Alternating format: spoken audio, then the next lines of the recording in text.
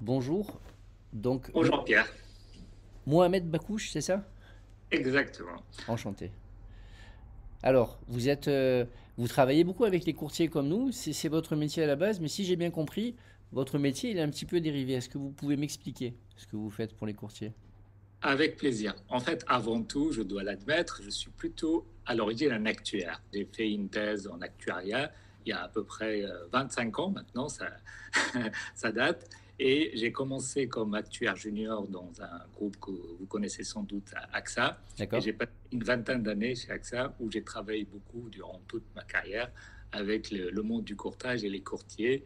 J'ai appris énormément en contactant ce monde d'entrepreneurs. Et ce serait ma deuxième caractéristique. Donc, je me définis toujours comme un actuaire qui est devenu un entrepreneur. On a l'impression, nous, que les actuaires, c'est des gens qui font des calculs scientifiques de risque pour calculer ensuite les primes des compagnies d'assurance. On les imagine pas au contact des courtiers. Mais vous me dites que vous étiez au contact des courtiers, vous.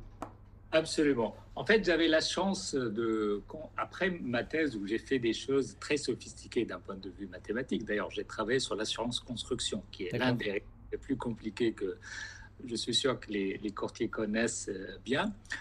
J'ai travaillé sur des choses dans la première phase de ma carrière, sur des choses très concrètes, sur les réclamations clients, les services aux clients, sur tout ce qui est scoring, le poste du travail. Et donc ça m'a marqué cette partie-là parce que j'étais effectivement un actuaire qui passait du temps avec les commerciaux, avec les courtiers, et pour comprendre concrètement qu'est-ce que ça fait pour eux et comment on peut améliorer au quotidien leur, leur efficacité commerciale et tout ça. Donc D'accord. ça va vraiment marquer en étant très proche du client pendant, notamment quand on gère les réclamations. C'est quelque chose que je trouve formateur. D'ailleurs, toujours, j'encourage les actuaires à faire cette partie-là pour comprendre les vrais enjeux, pour ne pas venir avec des solutions théoriques. Et c'est ça qui va me marquer pour le reste de ma carrière, pour toute la partie. Donc ensuite, après cette phase-là, très, très, très pratico-pratique, je suis passé sur une phase où on travaille plus sur comment on développe le portefeuille et la profitabilité d'un courtier. Donc, c'est des choses où comment on diminue,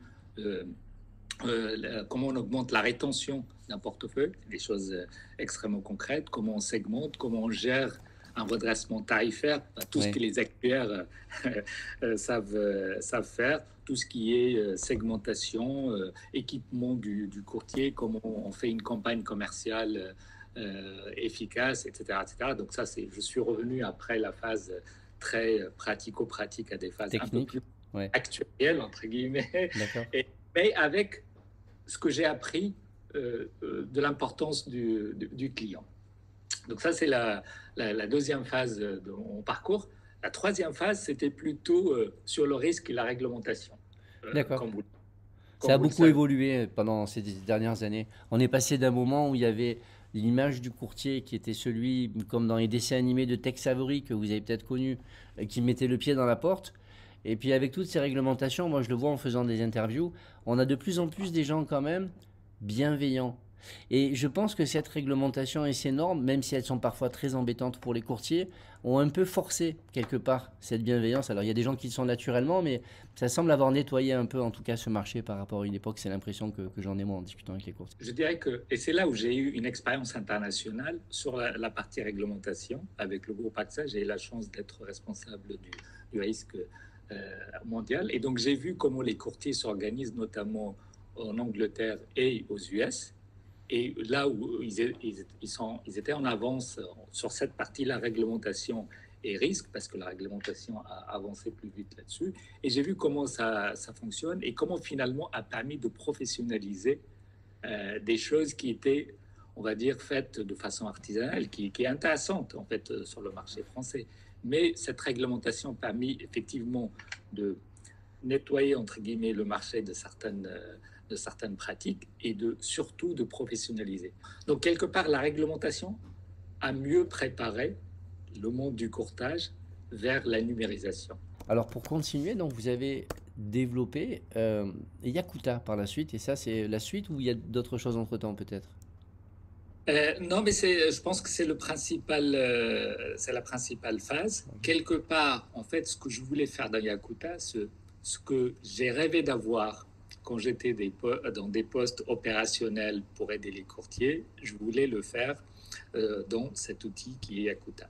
En gros, enfin, mon constat durant ces 20 années de travail avec les courtiers, c'est qu'ils passent beaucoup trop de temps à gérer des problèmes qui ont une faible valeur ajoutée. Néanmoins, ils sont obligés de le faire parce que dans la gestion quotidienne avec leurs clients, bah, c'est ce qui est valorisé par les clients. Et après, donc, ce qu'essaie de faire Yakuta, c'est automatiser tout ce qui n'a pas beaucoup de valeur ajoutée.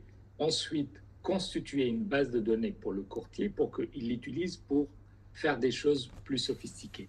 Et c'est là où le savoir-faire actuariel, une fois que vous avez de la donnée fiable, vous pouvez faire énormément de choses. Et c'est là où ce que j'essaie de faire, c'est d'amener les pratiques anglo-saxons en matière d'optimisation du portefeuille pour vraiment que le courtier développe de façon très précise les choses. En fait, l'intuition, elle est très importante. Néanmoins, aujourd'hui, si vous voulez avoir regardez vos collaborateurs qui vous aident et que vous vous concentrez sur les tâches à valeur ajoutée, vous avez plutôt intérêt à automatiser cette partie-là. Et là, l'IA générative peut vous aider grandement à faire ce genre de choses. La solution Yakuta, c'est qu'elle dit concentrez-vous pour récupérer les informations sur le risque de votre client. Ensuite, l'algorithme va calculer de façon précise et actuarielle quel est l'impact, quelle est la meilleure offre pour lui. Et puis après, vous engagez la discussion avec votre client sur ses préférences. Et là aussi, l'algorithme va le faire. C'est-à-dire que quand vous avez récupéré les besoins, dans Yakuta, vous avez une interface qui permet de rentrer les besoins du client, du courtier. Et donc, ça va lui proposer, en fonction de ses besoins, l'offre la plus adaptée. Exactement. Par exemple, quand on est sur le produit NRH, qui est notre premier produit mis sur le marché, elle va prendre en compte si vous êtes dans une zone où il y a plus de vols. Bon, on va surpondérer de façon précise et mécanique les clauses dans les contrats qui parlent du vol. Et si vous êtes dans une zone inondable, on va surpondérer les clauses des contrats qui sont sur la partie-là. Si vous êtes dans un étage intermédiaire, etc. Donc, on va prendre tout ce qu'a déclaré le client. On va calculer de façon précise quel est le meilleur contrat, y compris les effets croisés entre les différentes variables. Donc, c'est pour ça que c'est des milliards de calculs qui est fait dans notre outil et qui vous dit, voilà, les contrats 5 étoiles, les contrats 4 étoiles, 3 étoiles, 2 étoiles et 1 étoile. Et le client, après, il peut choisir un contrat basique. C'est pas pourquoi Alors, pas. Pour l'instant, si j'étais courtier, je ne comprendrais pas encore bien la différence entre ça et tous les différents comparateurs qu'utilisent parfois les courtiers pour tarifier justement et vous rentrer les besoins de leurs clients. Quoi la différence entre Yakuta et qu'elle assure, vous rentrez vos critères et il vous sort des contrats? Par exemple, quand vous rentrez votre adresse, nous, on s'occupe du reste pour savoir dans quelle zone tout ça. Donc, ce n'est pas au courtier de faire ça. D'accord, vous d'accord. Et juste votre adresse, enfin, les questions classiques, est-ce que vous êtes locataire, est-ce que vous êtes dans un appartement, c'est des choses vraiment que le courtier a déjà de toute façon. Il est obligé de toute façon, ne serait-ce que pour le devoir de conseil de l'avoir. Oui. Donc, on ne va pas demander des informations supplémentaires. On va processer ça et on va faire le calcul et on va restituer ça sous forme très facile. Et donc, la principale différence par rapport à la concurrence, c'est nous, on ne va pas calculer le meilleur contrat sur l'assuré moyen en France. On va le faire pour votre client. Et donc, on va faire quelque chose qui est ultra personnalisé. Que d'habitude, le courtier le fait pour un gros client. Parce que quand vous avez un gros client, vous allez être très précis, vous allez passer du temps. Oui. Là, on va le démocratiser. Pour n'importe quel client, on va faire des calculs hyper précis pour savoir quel est le meilleur contrat pour ce client. Ça, c'est le premier élément. Le deuxième élément qu'il y a chez Yakuta, qui n'existe pas chez la concurrence, c'est les données sur la qualité de gestion.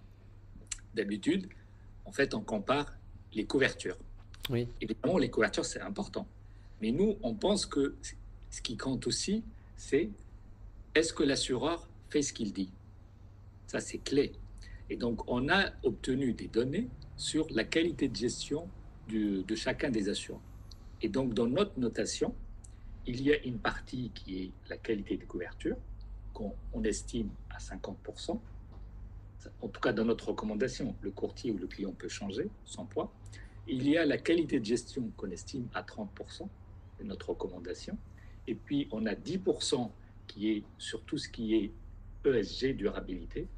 On considère qu'un contrat qui favorise la durabilité, il doit être pris en compte. D'ailleurs, la recommandation qui vient de sortir la semaine dernière de l'ACPR, maintenant le demande explicitement. Donc, un courtier qui veut répondre à ça, on l'a. Nous, on l'a déjà fait avant. Donc, là, vous êtes en train de me dire qu'il y a une nouvelle réglementation mise en place il y a une semaine par la CPR, où peut-être que les courtiers sont un peu perdus, ils ne savent pas comment la prendre en considération parce que les outils ne l'ont pas encore intégré, et vous l'aviez déjà intégré avant. Exactement. Et puis, on a une quatrième dimension qui est l'omnicanal, et j'insiste, ce n'est pas le digital.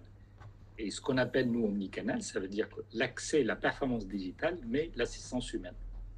On considère qu'un contrat est parfait, entre guillemets, c'est que s'il permet au client de faire des choses tout seul, on va dire, avec son... Mais le jour où il a besoin, il le fait. Donc, on a testé tout ça. Donc, une fois qu'on a ce calcul-là, on considère que ça, c'est la vraie valeur globale de, on va dire, du contrat. Et pas que uniquement les garanties. Oui. On demande au client ou au courtier de changer les poids comme il veut. Imaginons qu'il a un client qui est très, très, très sensible au digital. Ben, nous, on a mis 10, il peut mettre 20 s'il veut. Si le client est très sensible à la qualité de gestion, ben, les 30%, il peut les mettre plus, 40, 50. Si vraiment ce qui compte pour lui, c'est vraiment d'excellentes couvertures et il est moins sensible à la qualité de gestion, ben, il peut mettre même 80% s'il veut. Voilà, il fait ce qu'il veut. Donc là, dans notre outil, il peut vraiment à sa guise, en fonction de ses préférences, de ses convictions, il peut l'ajuster. Et ça répond à la DDA, donc à la Directive Distribution, puisque le courtier, en utilisant notre solution, il a un conseil qui est personnalisé, puisque ça dépend de votre profil en tant que client. Deuxièmement, c'est un conseil qui est factuel, il est basé sur des calculs statistiques de marché. C'est pas moi je pense que le vol c'est bien, je regarde ce qu'il y a. Donc ça c'est une exigence de la directive. Et troisièmement, c'est documenté, puisqu'une fois que le courtier choisit ou préconise des contrats, il clique sur un bouton, il lui sort un document PDF qui dit vous avez déclaré ça, ça, ça et ça, les meilleurs contrats faits recommandés par un organisme indépendant, c'est ça, ça, ça, et vous pouvez choisir en fonction de ce que vous souhaitez. Donc là, il peut le mettre dans ses archives et cela lui permet de répondre à la directive sur la distribution. Il y a le prix qui est quelque chose à prendre en considération. Le problème, c'est que chaque courtier a des accords différents et donc a des prix différents parfois selon qu'ils soient dans un groupement. Enfin, il me semble, je sais qu'ils ont des commissions différentes, mais ils ont aussi des prix différents pour leurs clients, j'imagine, quand ils sont dans un groupe avec un gros réseau. Ça, du coup, c'est le facteur que prennent en compte les comparateurs. Et encore non, c'est pareil, parce que le comparateur, il n'a pas les accords du courtier, c'est pour les particuliers souvent. Il n'y a pas cette notion de prix, du coup, dans Yakuta, ou comment vous adressez ce problème que chaque courtier n'a pas forcément ni le prix, ou peut-être même pas l'accord avec la compagnie qui lui permettrait de proposer ce produit à son client. Ça doit être un problème auquel vous avez déjà réfléchi, j'imagine. Ah, absolument. En fait, c'est un point clé. Et là, il y a une conviction forte chez nous. C'est qu'on considère qu'il faut séparer la qualité du prix quand on fait un rapport qualité-prix. Je m'explique. En fait, d'abord, ce qu'on dit, c'est que le courtier ou le distributeur, d'une façon générale, il analyse la qualité. Et donc, il a une discussion avec son client sur la qualité. Ensuite, une fois qu'il a la qualité, il discute le prix. Si vous commencez par le prix, en général, ça finit très mal parce que le client choisit les contrats les moins chers. C'est ce qui arrive sur les comparateurs de prix. Puis après, il n'est pas satisfait. Donc nous, ce qu'on démontre, que quand on commence la discussion sur la qualité, on arrive avec une prime moyenne supérieure à 10%, voire 15%. Donc ça, c'est un enjeu très important pour le courtier, d'avoir une discussion sur la qualité pour avoir ça. Une fois qu'on a dit ça, donc on a deux solutions technologiques. Nous, on peut se greffer sur le CRM du courtier. Donc, le courtier, il fait son travail habituel et puis il a juste l'information Yakuta qui lui dit, par rapport à ses prix habituels, quel est le nombre d'étoiles avec la dimension Yakuta qu'il a choisi. C'est-à-dire que Yakuta va être... Alors, Là, on passe plus dans mon métier, ça me semble impossible. Il y a 10 ou 15 CRM différents sur le marché. On peut en citer OgoData, Ouais. Excalibur, il y en a plein. L'IA Protect. Comment vous faites pour... vous n'avez pas encore pu créer des ponts qui vont dans chaque CRM, regarder les accords qu'a le client avec Techniquement, il faudrait que vous ayez une grosse équipe pour avoir fait tout ça déjà. Alors, en fait, nous, on a développé une API D'accord? qui, une fois qu'on a les informations basiques du client, elle peut renvoyer les informations Yakuta. Et donc, ça peut être renvoyé sous forme d'un document PDF. Et donc, on n'a pas besoin de développement gigantesque dans le CRM du client. En gros, le courtier, il a le choix. Soit il vient chez nous, soit Yakuta.fr, il a un abonnement chez nous. Et dans ce cas-là, on s'occupe de tout, y compris de l'archivage. Mais dans ce cas-là, il faut qu'il rentre lui-même ses données. C'est ça. Donc ça, il rentre ses Et données. ils veulent tous éviter les multiples saisies. Ça, c'est universel. Exact. En fait, on donne le choix. Soit vous êtes chez nous et on s'occupe de tout, mais ça veut dire effectivement il y a une double saisie d'une dizaine de variables. Soit on vous dit vous travaillez normalement et puis les données que vous envoyez à la compagnie pour tarifer, vous l'envoyez à notre API et l'API vous donne un document qui résume tout que vous mettez dans votre espace client chez votre CRM si vous voulez. Et voilà, ça ne change pas en fait votre process. Et notre API, elle est très simple puisque elle exige des données qui sont nécessaires pour la tarification, voire moins, et elle donne un PDF. Donc c'est très simple. Elle renvoie un PDF, il n'y a pas de notion de prise de contrat. Non, vous êtes juste un espèce de tarificateur, mais qui n'allait pas jusqu'au contrat. J'essaie de résumer pour bien comprendre votre métier. Et par contre, quand vous me parlez d'API, l'IA Protect, par exemple, qui est beaucoup utilisé en ce moment par les courtiers, on ne peut pas développer avec ça. Et il y a peu de CRM, il y en a. D'ailleurs, moi, quand j'arrive à faire changer un courtier, je vais l'enlever de ces outils-là qui sont très fermés pour le basculer sur des outils plus ouverts où il va pouvoir développer et se greffer dessus.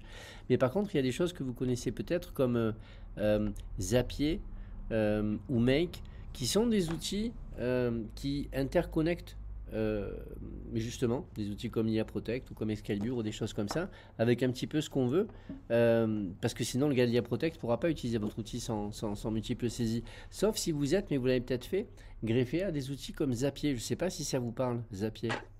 Oui, ça me dit quelque chose, mais en fait, pour l'instant, nous, on s'est connecté à des CRM, courtier via un API.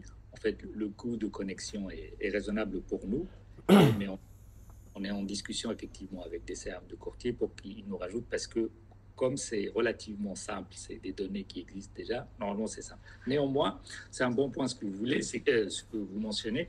Et nous, on est ouvert à des discussions avec on va dire des organismes comme ça pour voir comment on peut produire une information qui soit simple sans complexifier le poste de travail. Je Ouais. suis d'accord avec vous, c'est le point clé. Et c'est pour ça que nous, on a travaillé beaucoup pour que toute la partie sophistiquée, elle se fasse chez nous. Et on minimise ce qu'on demande aux courtiers. Et donc, la règle d'or pour nous, c'est qu'on ne demande pas plus que ce qui est demandé pour la tarif, voire moins. Et on arrive à faire beaucoup moins.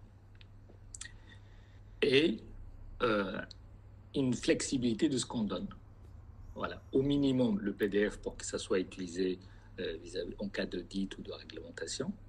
Ça c'est clair. Mais si on a un courtier qui veut faire des choses plus sophistiquées, là, bien sûr, on peut s'adapter en fonction du besoin. Celui qui, par exemple, voudrait utiliser notre outil pour manager la rétention, des choses comme ça, bah, là, c'est des études ad hoc qu'on fait voilà, sur mesure. Ok, Mais voilà, je pense que le point clé pour nous, c'est on a une technologie qui est nouvelle. On est partenaire de Microsoft, donc on a développé quelque chose qui est scalable, qui s'adapte pas mal, mais évidemment, il y a toujours un coût de connexion. Et à ce stade, on trouve que on arrive à faire des choses relativement avec des coûts raisonnables de connexion à ces plateformes-là. d'accord. Ok, entendu, je comprends. Euh, pour finir, même si aujourd'hui c'est plus votre métier, ça reste quand même votre univers. Si vous deviez donner un conseil à un jeune qui démarre dans le monde du courtage et qui voudrait s'installer aujourd'hui, en 2024, qu'est-ce que vous lui diriez à ce jeune qui peut être vous il y a 25 ans? Exactement. Alors, tout d'abord, avant de répondre à votre question, ce que je voulais vous dire, c'est que pour les courtiers qui veulent se connecter à Yakuta avec leur code ORIAS, ils peuvent tester gratuitement une cotation Yakuta. Comme ça, ils peuvent tester le concept et comment ça D'accord, fonctionne. avec leur code ORIAS, entendu. Avec Ils leur peuvent code venir ORIAS, sur la ils peuvent se plateforme. connecter, ils peuvent tester ça. Comme ça, ils voient à quoi ça correspond. Puis après, ils peuvent regarder quelle est la meilleure façon de se connecter. Est-ce que c'est via API ou tout ça. Et ils verront un peu l'avantage. Donc, pour revenir à votre question sur si j'étais euh, plus jeune, 25 ans plus tard, quel est les... En fait, je pense que l'IA va changer considérablement, on va dire, l'univers dans lequel on vit. Donc, moi, d'ailleurs, c'est ce que je conseille à mon fils, c'est plutôt de travailler sur cette partie-là et de concevoir le monde comme étant. Alors, pour moi, l'IA, c'est pas l'intelligence artificielle, mais c'est l'intelligence augmentée. En gros, donc, moi, je conseillerais à un jeune de travailler sur le courtier augmenté pour que, en fait, tout ce qui est manuel avec faible valeur ajoutée, il faut le laisser aux machines. Ils le feront beaucoup plus rapidement, beaucoup plus précisément que vous. Et d'ailleurs, ça tombe bien. Vous avez d'autres choses à faire que aller dans les services, regarder est-ce que le contrat couvre telle garantie. Ça, des outils comme Yakuta peuvent vous permettre de répondre à ça, puisque notre notation, elle est basée sur 2000 variables, donc à un niveau de précision sans commune mesure. Donc aujourd'hui, notre outil, en fait, il bat n'importe quel expert en termes de précision et temps. Donc on ne peut pas lutter contre la machine. C'est un peu comme, vous savez, le jeu d'échecs avec IBM. Maintenant, voilà, la question Oui, est réglée. ça y est. Mais ça ne veut pas dire que c'est un métier qui est perdu. À l'inverse, en fait, pour moi, ce que je conçois, c'est que le courtier, il est là pour répondre à des besoins des clients, donc de comprendre, de passer du temps. Et ça restera toujours. Ça, je suis convaincu.